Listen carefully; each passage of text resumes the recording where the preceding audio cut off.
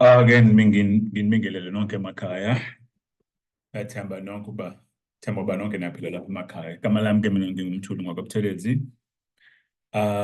Ngithi nje ake ngidlule la kusho esihlokweni esisodwa sencwadi yezinhlelo zeziqoqelalwazi.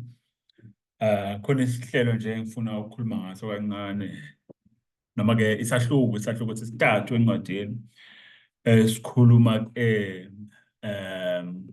ngokubunjwa kwesichazamazwi esisetshenziselwa kwisiqoqelalwazi. Ileyo ndawana nje engifuna ukukhulumela phezu kwayo kulesi sethulo lesi.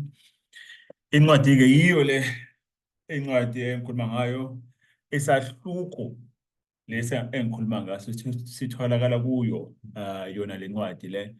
Incwadi yezibonelo zezinhlelo zeziqoqelalwazi ezakhelwe ulimi lwabantu.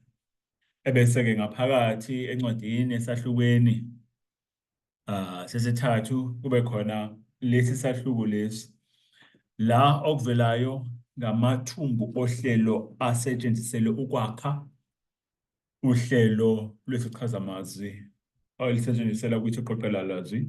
Ebese-ke ngapha kuvela-ke amathumbu ohlelo okubumba inkundla yohlelo lwesichazamazwi esisetshenziselwa kwisiqoqelalwazi-ke.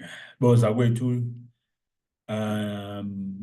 lolu hlelo kuhlelo oluhlabahlosile impela, ukuba-ke izichazamazwi zingathola ukuthi zisebenziseke kwiziqoqelalwazi. Izichazamazwi lezi eziphathwayo zingafakwa kwiziqoqelalwazi kusetshenziswa lona lolu hlelo lolu.